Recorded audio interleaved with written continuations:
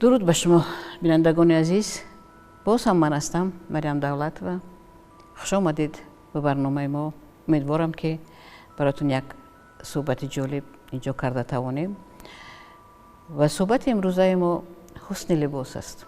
در عرفیت یک مقاله است میگن خانه و پلاس آدم و لباس. انسان به ذات خود زیباست.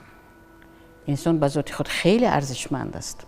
ولی چون ما باز هم خاطر رسان میکنیم مخلوق اجتماعی هستیم، در جامعه زندگی میکنیم و اینجا چیزهای دیگری هم هستند که ما برای نگاه داشتن این زیبایی، حفظ این زیبایی با آنها رعایت کنیم بهتر می شود. اصلا وقتی ما درباره لباس میگوییم ما باید بدونیم که لباس خودش چیست. به صورت نخستین و بنیادی لباس این حفظ بدن از گرما و سرما، چنگ و باد و چیزهایی که به جسم ما به پوست ما میتواند ضرر برساند. از این رو ما میدونیم اگر به صورت‌های تاریخ ببینیم که در آدم‌های ابتدایی فقط لباس زیاد هم نداشتن و بعدا وقتی لباس پوشی رو یاد گرفتن اونها لباسشون زیبا هم نبود، موافق همون شرایطشون بود. پوستین ها از پوست حیوانات برای در بر میکردن که خنک نخورن. ولی امروز ما در جهان دیگر زندگی میکنیم. از اون دوره تا امروز خدا میدونه چقدر عصرها گذشتن. ما آدمی دوره ابتدایی نیستیم. ما در دوره خیلی متمدن زندگی میکنیم که نامش عصر 21 است. و اینجا لباس خیلی مهم است. فرهنگ لباس پوشی خیلی چیز عجیب است. جای ما رو به هم پیوند میکند انسان ها رو که همه انسان ها باید لباس داشته باشند. امروز هیچ کس برهنه در کوچه نمیگردد. از طرف دیگر ما رو با گروه های معین جدا میکند. فردیت ملت ها، محل ها، مردم ها رو معین میکند، جدا میکند، روشن میکند. شرق و غرب رو ما از لباس میتوانیم معین کنیم، بشناسیم. و اینجا هم البته نقش طبیعت خیلی مهم است. در منطقه های گرم یک طرز لباس پوشی است. در منطقه های سرد رنگ های دیگر و طرز دیگر لباس پوشی معمول است. مردم سیبیر اطلس نمی پوشند و در عربستان پوستین نمی پوشند. هرچند پوستین چقدر زیبا از معینه قیمت بها باشد نمی پوشند، زیرا طبیعتشون این رو نمی بردارد. آنها می توانند بخرند ولی پوشیده در کوچه گشتنشون امکان پذیر نیست. و غیر از این، از بس که ما درباره تمدن و فرهنگ گفتیم، واقعا فرهنگ لباس پوشی باز نازکی‌های دیگر هم دارد. خوش ما لباس زنانه و مردانه را جدا کردیم. مردان و زنان طرز لباس پوشی خودشان را دارند. لباس‌های کودکانه دیگر خیلی. آدمان کلانسال دیگر خیلی لباس می‌پوشند. مردم جوان لباس را موافق مود، موافق شرط همون دوره معاصر و موافق چیزهای دیگر طبیعت خودشان انتخاب می‌کنند. نسل کلانسال لباس رو از روی براحت بودنش انتخاب میکنن. برای کودکان ما لباس نسبتا آزاد میگیریم. مثلا در تابستان اما کودکان ازورچوی کوتاه میپوشند با نام شورت، برای که دویدنشون، پریدنشون کودک سیر حرکت است و لباس دراز براش خلال میرساند و کودک اگر دراز پوشاند کشته میپرتاید. و دور زمان هم خصوصیت‌های خودش رو با فرهنگ لباس پوشی وارد میکند. شهر و دهات فرهنگ لباس پوشی خودش رو دارد. ما لباس کاری داریم، ما لباس خانه پوشی داریم، ما لباس بازار روی داریم، ما لباس توی معرکه ها داریم. در توی ماتم آدم یخی لباس نمیپوشن. در معرکه های غم مردم لباس خاکسارانه تر میپوشن. در توی ها شما میتوانید لباس های جلودار پوشید، میتوانید موی و روی خودتان رو آرا بدهید، آرایش ها برای خودتان بیاویزید. حتی مردان هم ساعت های قیمت بهاش در دستشان میکنن، چیزی قیمت میپوشن، چیزی نو میپوشن، زیرا معرکه مورد با این موافق است. زیرا ما عقل داریم و عقل با ما کمک میکند که این موردها رو بشناسیم و با موافق آن رفتار کنیم. حالا مثلا در اطراف صحبت لباس ملی خیلی صحبت ها هست و خیلی ترغیب ها هست. خب این چیز خوب است. لباس ملی من پیشتر گفتم که ملت ها، گروه ها، قوم ها وابسته به فرهنگ و به ارزش هایشان یک لباس های معینی خودشان رو دارند. لباس ملی بیانگر شاید تاریخی ماست، شاید ذوق استتیکی ماست، ذوق زیبایی پرستی ماست. ما مردم شعریم، ما واقعا مردم حسنیم. ما مردم زیبا هستیم، هم از نگاه چهره هم از نگاه معنویات که در عالم در شعر جوشیده و به شیر هیچ کس زندگی کردن نمیتواند. یک دهقان خاکپاش شما شاید 4 صنف معلومات داشته باشد، در یک صحبت به شما میتواند خیلی شیر بگوید. ولی بعضا ما در یک موردها میبینیم با یک خلعت خانگی حتی زیبا هم باشد، حتی یک کیسه جلودار یا گریبان جلودار هم داشته باشد و خلعت خانگی شما است و برای توی روید نمیشه. بعضا با لباس خوب، لباسی که هستن هم خیلی لباسای مخصوص هستن که برای خوب رفتن مقرر شدن و اونها زیبا هستن، اونها براحت هستن، ولی لباس بیشتر است. باید شناسید که با کدام لباس، با اون لباس از خانه برآمدن، حتی دالان برآمدن، مثلا دالان خانه آشیانه باشه در آمدن اصلا چندان درست نیست. از بیشتر خوابتون خستی دستورتون شدید، باید لباس درون خانه‌تون علاقه پوشید، خلعت خانه پوشکتون پوشید. اگر شما بانوی خانه‌دان باشید، در خانه پسرتون باشد، دخترتون باشد، من نمیدونم یک اعضای دیگر عائلتون باشد، برای اونها شرط نیست که لباس شب پوشک شما ببینن. این یک آداب است، این یک فرهنگ است، این یک بی‌خطری ایموشنالی و روانی شما است. زیر خانه شما جای خوب شما و اگر خصوصا زیر شوهردار باشید یک عالم محرمانه شما است. اونجا باید نظر آدم نامحرم نافتد. اهل خاندانی شما همش برای شما محرم نیستن و این چیزها رو اگر ما ندانیم، رعایت نکنیم، خب لطمه میزنیم با اون لطافت و با اون نزاکت زنانه‌ای که ما با توسط لباس میخواهیم و جامعه بدهیم و برای خودمان داشته باشیم. واقعا لباس دیگر امروز اون رسالت یگانه بنیادیش رو ندارد. لباس یک اشیای سر وظیفه است که ما رو به عالمیان نشان میدهد. از شما رو میگن که در زبان دوست یک مقال است، میگن آدم رو از روی لباسش پیشواز میگیرن و از روی عقلش گسیل میکنن. ولی اگر در اون جامعه شما فرصت صحبت کردن نداشته باشید، با یک لباس نامناسب درآیید و از اونجا برآمده مردم درباره شما چگونه تأثیرات حاصل میکنن. بازم در خاطر نگاه باید داریم که ما انسان مخلوق اجتماعی است. برای ما بهای اطرافیان، برای حمایت خودمان، برای حفظ امنیت اجتماعی و روانی خودمان خیلی مهم است. میگن از ملامت آدم به خودش لباس نمیدوزد. ملامت مردم یک چیز بسیار تاثیرناک است. اگر شما ملامت جمع کردید، شما خودتان رو در آن محیط راحت و بی خطر آسوده میکنید. و اگر برعکس درباره شما تأثیرات نیک زیاد باشد و آسان ترینش آن همین لباس است. لباس به مورد پوشید، به چهرهتان، به رنگ چهره و موی سرتان اهمیت بدهید.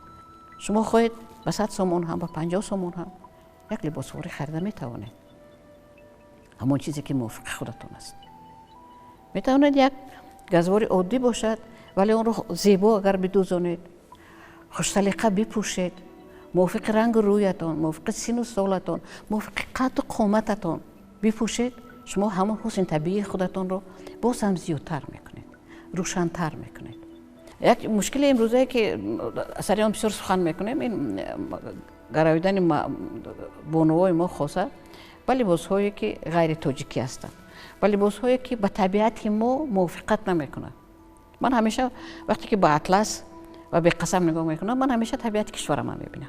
زیرا انسانی که در بغل این گونه طبیعت کلان شده است، همین رنگ ها براش مفیدن، همین رنگ ها براش موافقت میکنن، با روانش، با جسمش، با عالم باطنی و ظاهریش همین رنگ ها زیبندن. مردم بسیار وقت میخوان که ما زنها لباس اطلس داشته باشه و میگن که این میزیبد. خب من هم میخوام که جوان مردان جامعه به قسم رنگ پوشن.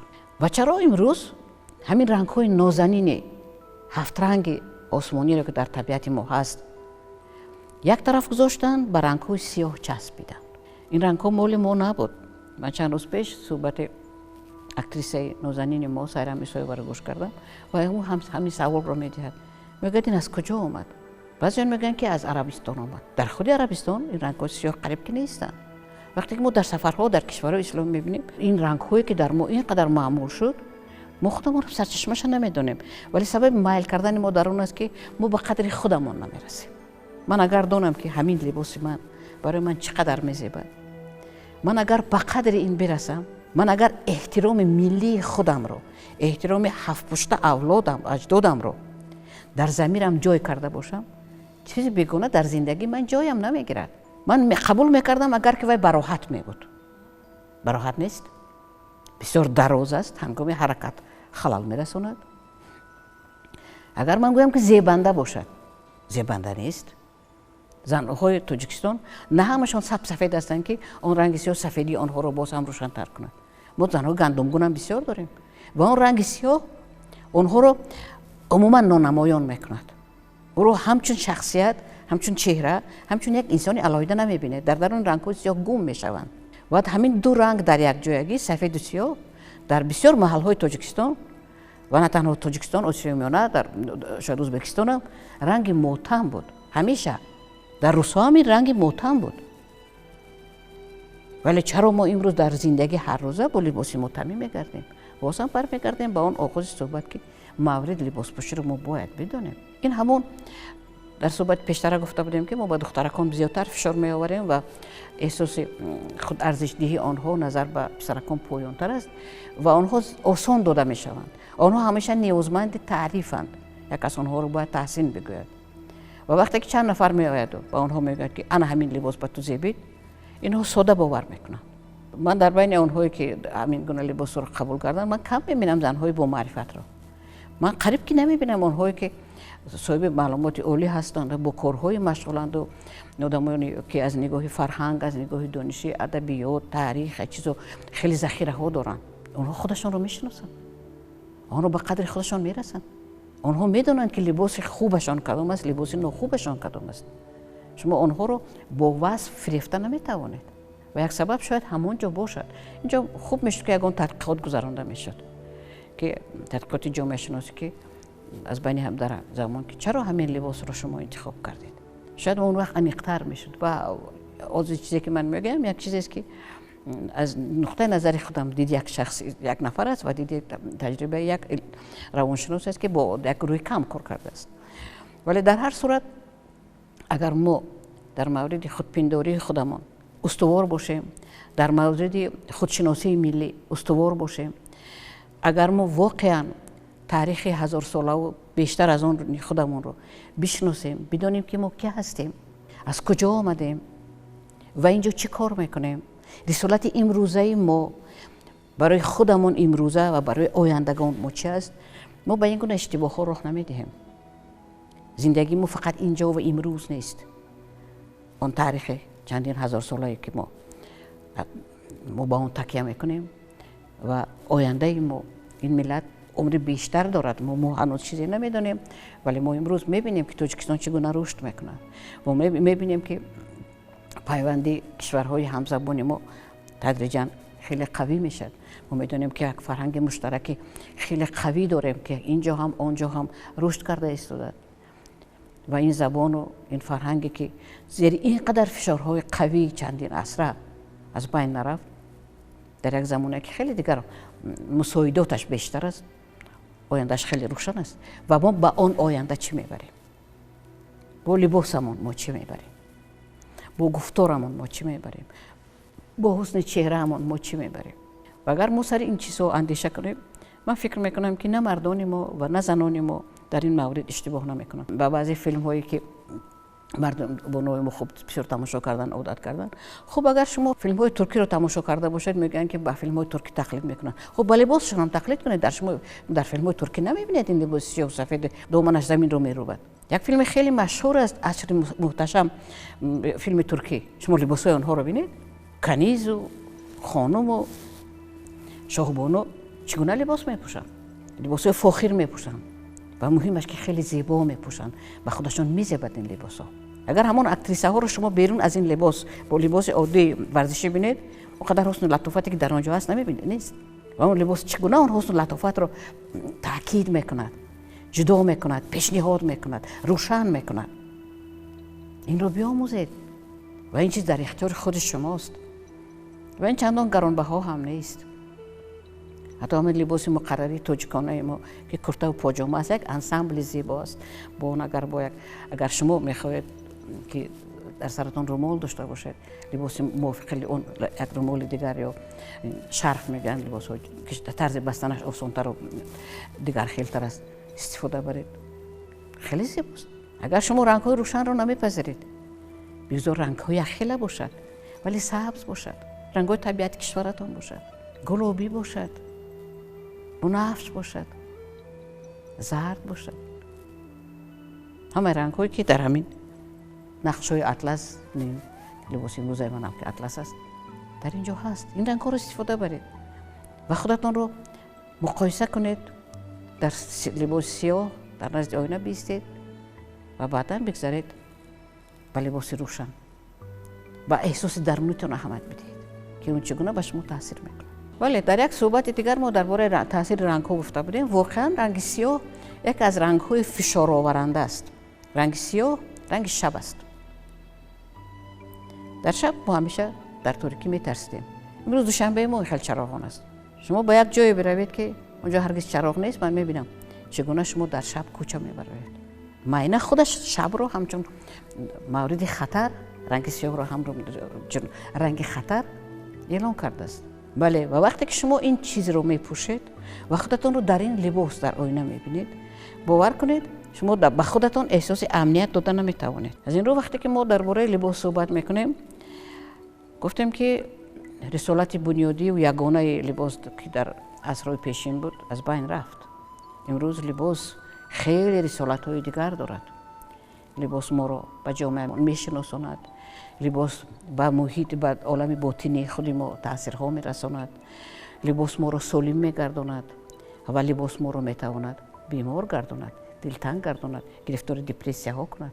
رنگ سیاه رنگ دپرسیا است.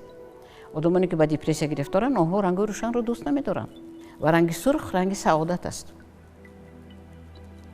حتی اگر شما به تعبیر خواب نگرید، در آنجا رنگ سرخ نشانه خوشبختی است میگن. اگر در خواب شما خود رو در لباس سرخ دیدید، پس شما به موفقیت نایل میگردید. اگر شما خود رو در لباس سبز دیدید، ایمان شما به خداوند شما قوی است. اگر شما خود رو در لباس سفید دیدید، شما از گناه ها خودتون رو پاک میکنید. رنگ سفید رنگ پاکیزگی است، رنگ صوفی است. از این رو وقتی که ما درباره رنگ ها چیزی میدونیم، هنگام انتخاب لباس با ما کمک میکند. اگر شما رنگ های یخیله رو دوست میدارید، رنگ های روشن رو انتخاب کنید و اگر خواهید همه رنگ ها رو یک جای استفاده کنید، اطلس بپوشید، بی‌قصد بپوشید و واقعا با محیط زیبای تاجیکستان، با طبیعت ناتکرارش که همین حاضر در تیرمو اگر شما بیرون برایید، هزار رنگ رو میبینید. با اون خودتون رو موافق کنید. شما بچه تاجیکستان هستید، شما در این خاک رستید، موافق این خاک باشید که این خاک به شما کمک میکند. این طبیعت شما رو پرورش میکند، دستگیری میکند، عافیت میبخشد.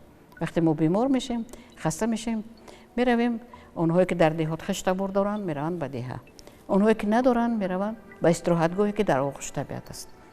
رومیت میرویم، ورزاب میرویم، بهارستان میرویم، زیرا اونجا طبیعت به ما نزدیکتر است و ما به طبیعت نزدیکتریم.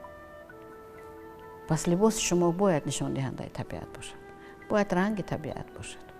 این طبیعت همیشه با شما باید باشد. در درون خانه‌تون اگر که درتون پوشیدید و تریزتون قفل کردید، لباستون به شما طبیعت تاجیکستان رو تحفه میکنه توسط رنگ ها. این چند سخنی بود که ما امروز گفتیم در اطراف فرهنگ لباس پوشی، موردهای لباس پوشی، انتخاب رنگ ها، درباره منفعت و ضررهای انتخاب های ما با جسم ما، با روح ما، با مقام و منزلت ما در جامعه و پیش از همه برای رشد زیبایی شناسی خود ما.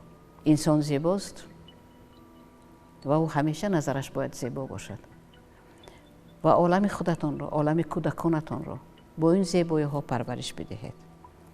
بسیار خوب میشد که کودک مادرش را در لباس روشن بیند. گمان میکنم شادیش زیادتر میشود. آباد باشد. تا صحبت دیگر در تلویزیون سفینه.